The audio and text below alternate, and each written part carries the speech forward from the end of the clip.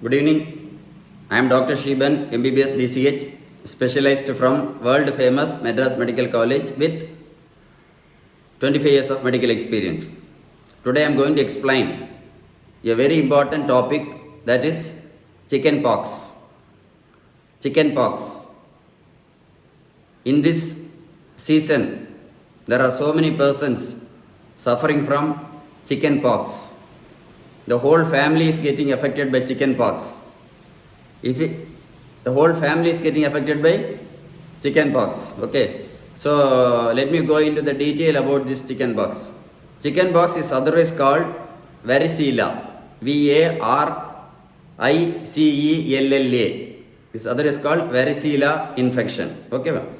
And how to suspect or how to diagnose chicken pox infection. So this is the first thing which I am going to discuss. How to suspect chicken pox infection. Okay. So number one, it might present with so many symptoms, but the most important symptom they present is mild fever, sometimes sore throat, sometimes severe body pain like any other viral infection, sometimes and most commonly it presents a severe body pain, and the most common is it presents with small vesicles or bloods. First, usually it presents in the trunk region, in the chest, the medical trunk, in the chest. Okay, usually it presents in the chest, like small vesicles or small bloods. Okay, so I think there are so many diseases which present with bloods, but the specialty of this chicken pox bloods is it will be unilocular. Are you able to understand? Unilocular means if you press it, it will break up. If you press, it will break into a directly clear, thin, watery liquid. And some blebs, but usually I told you the blebs will come in the chest, then it can come in the face, chest, back, it can come in the axilla also. Axilla, and very rarely in the leg. So first trunk, that is chest, then ear, behind the ear, face, back, whole bodies, and axilla also it can come. So you have to check these regions very, very carefully. So when you get these symptoms, you can suspect chicken pox. Okay. So after getting chicken pox, for example, one person in a family is getting chicken pox. One person in a family is getting chicken pox, right? So how to escape or how to prevent chicken pox for the whole family? That is the discussion. Got it? Did you get my point? For example, one person in a family has got chicken pox. Now the whole family is panic that we will also get chicken pox. The whole community, nearby homes will also get panic. They will not come to your house. For example, if there is a chicken pox in your house, nearby relatives or nearby friends, they will not come to your house because they are so much panic. Right? So, how we are going to avoid this contagious disease? It's a very highly contagious disease. For example, if a student is studying in a school, if one or two children gets chicken pox, almost it will spread for the whole classroom. So it is highly contagious disease. So we have to avoid the transmission. Okay, we have to avoid the transmission of this contagious disease. To know that, you should know 4 important reasons how it is transmitted from one person to person. If you know how chickenpox is transmitted from one person to person, you can totally escape from the highly contagious disease. Even if one person in your home has affected by chickenpox, all the other members can escape without getting chickenpox, living in the same home itself. It's very easy. So see, I'll tell you. So the mode of transmission is, the most common mode of transmission is face-to-face transmission. This is the very important mode of transmission. Face-to-face.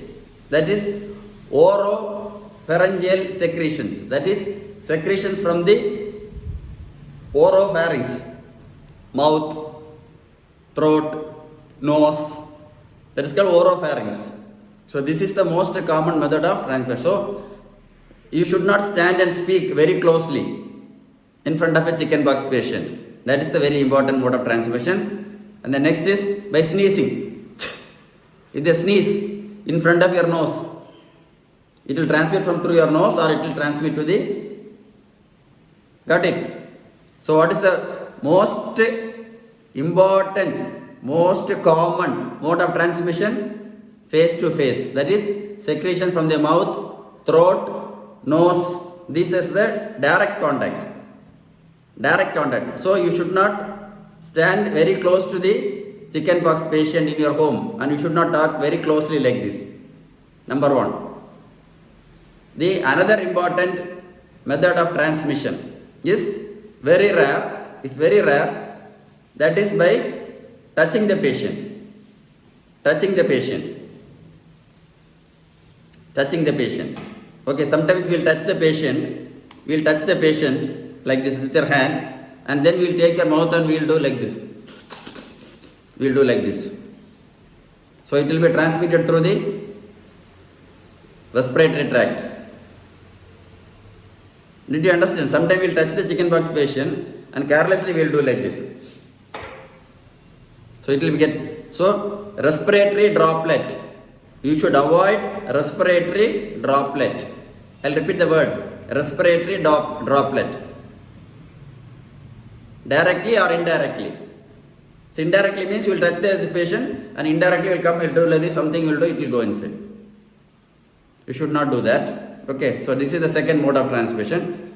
Another thing, directly touching, if once your body is touched, so that is very, very, very rare. That is very, very rare. So these are the three modes of transmission. And one more is very rare. Pregnant mother to the baby inside the stomach. Pregnant mother getting chickenpox, and it might get transmitted to the baby. That is called intrauterine transmission. For that, you have to take a correct advice from your family doctor. Okay, if any mother is getting chickenpox, you should take the correct advice from your family doctor. Okay, don't neglect it.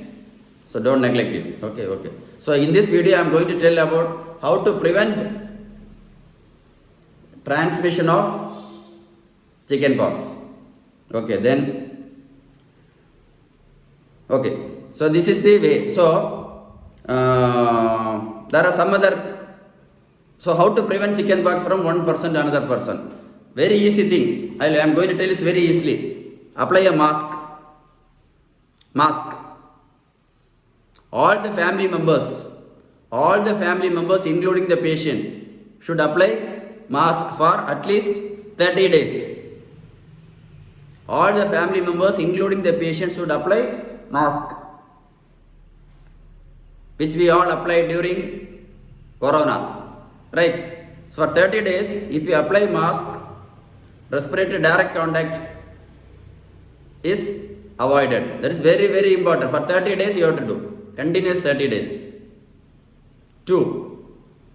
You should not share handkerchief of others. You should not share bath towel of others. You should not share soap of others. You should not share even the brush. You know, if you take the brush here, the patient would have done like this and he would have touched the brush.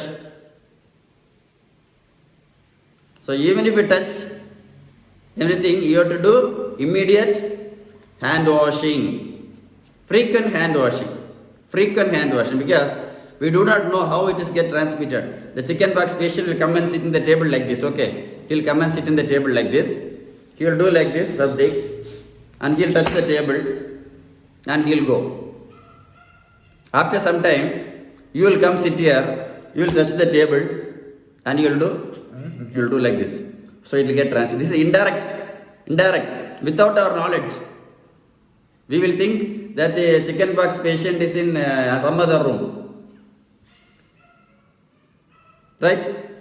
A chickenpox patient, one more example. A chickenpox patient is touching his nose. So you see, we cannot live without touching our nose like something. It's not practically not possible. A chickenpox patient touching nose, okay. He comes, he puts the switch of the fan in some other room. Do you understand? A chickenpox patient goes touch his nose, comes to some other room, switch on the fan. Switch off the fan. He will go. After some time, somebody will come to switch off the fan. So now he has got the infection in his hand. Then he will do something like this. See, indirect transmission. So you have to think all these things, how to prevent. The only thing is, if you do frequent hand washing, you can avoid all the things. The best way for the patient, if he is applying full mask every time, even if hand comes to it, there will be no direct contact. That's why I am telling you. Tell the patient to be very, very, very, very strict in applying the mask every time. Tell him to wash his hands frequently. At the same time, family members also should apply mask every time and frequent hand washing. Even if you touch a table for something, think there is some person chickenpox in our family. And next you should be very cautious in putting your hand to the nose. Make a hand wash. If you are very serious in this thing, okay. So that is it. So I told face mask. I told hand washing. I told do not share the handkerchief, a towel, soap, brush, and some other things of the patient. And among yourself also.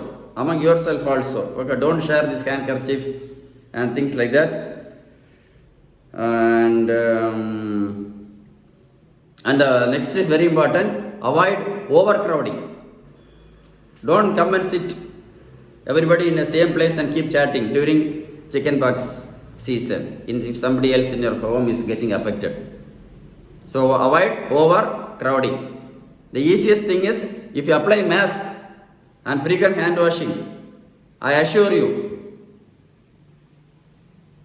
there will not be any spread inside the home. No chance at all. No chance.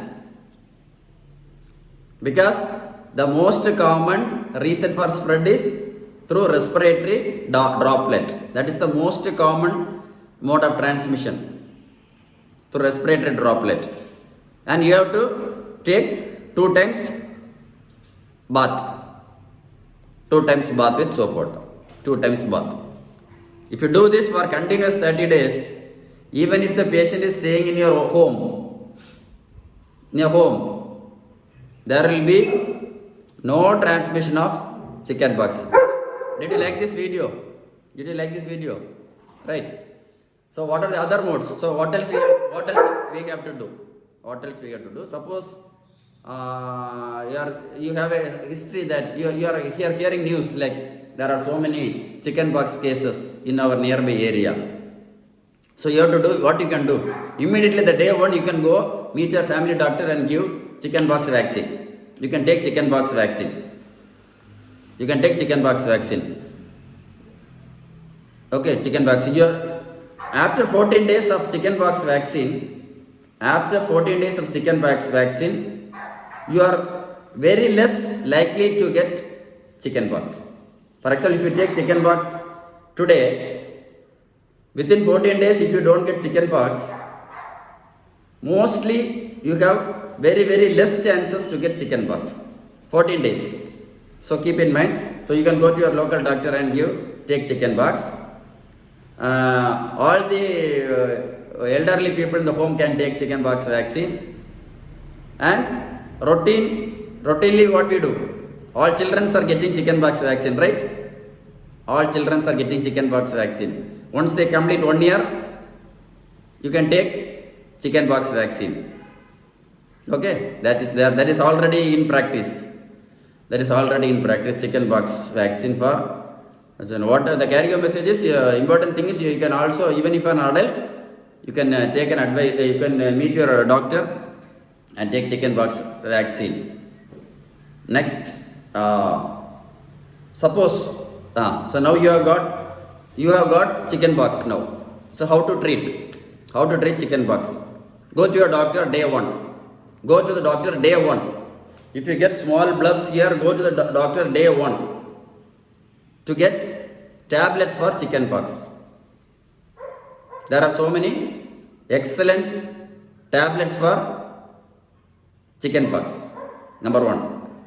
Number 2, for fever, you can take paracetamol tablets with the advice of your family doctor too. Good hydration. That is hot, warm drinking water. Next, avoid refrigerated foods.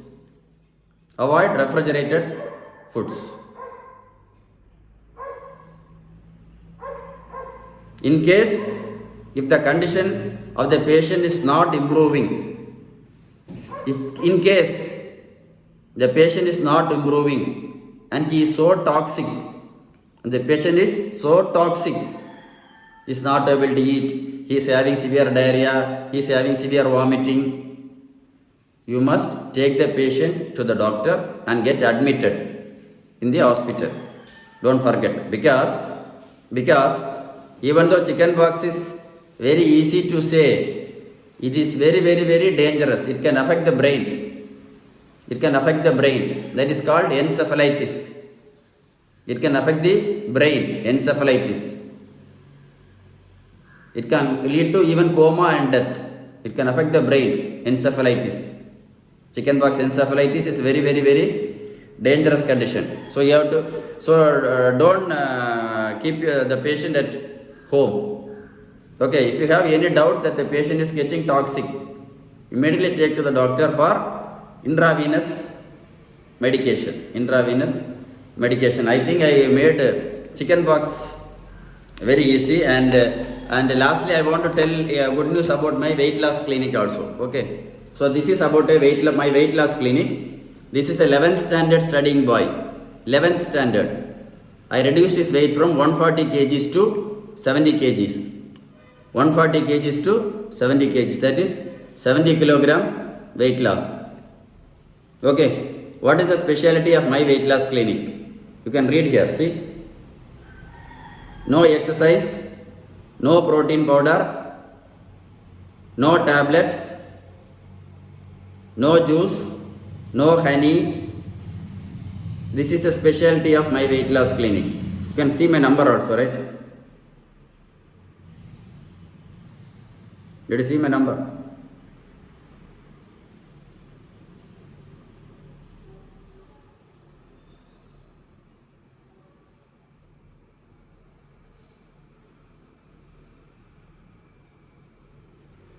So the specialty of my weight loss clinic is no protein powder, no juice, no tablets, no running, no skipping, no treadmill, no bariatric surgery. Then you can ask me, how did you reduce the body weight of this boy from 140 kgs to 70 kgs? It is only by a balanced home food diet plan. I do certain basic medical investigations, and according to that, I give a balanced home food diet plan of all the food which you are normally preparing in your own home kitchen, but it will be in a balanced form with correct amount of healthy protein, healthy fat, vitamins, minerals and carbohydrates. That is balanced home food diet plan. You have to prepare in your own home kitchen and eat. That's all. So I'll give a diet chart. So what you have to eat for morning tiffin, what you have to eat for afternoon lunch, what you have to eat for night dinner. Got it? So this is the speciality of my weight loss clinic.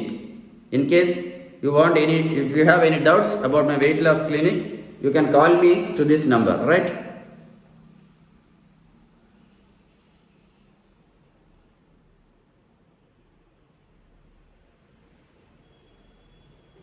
So stay tuned with Dr. Shiban.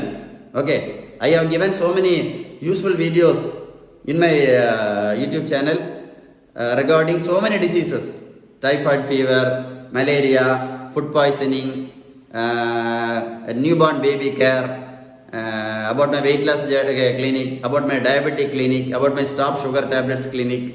You can have given so many beautiful videos. You can go through all those videos and get a collective information. Okay, so if you are so much interested and if you like this, like my content, you can subscribe my YouTube channel by clicking that red color subscribe button, so that you will get some notifications when I post new videos. Okay, so stay tuned with Dr. Shiban. Thank you so much. Nice talking to you. Thank you.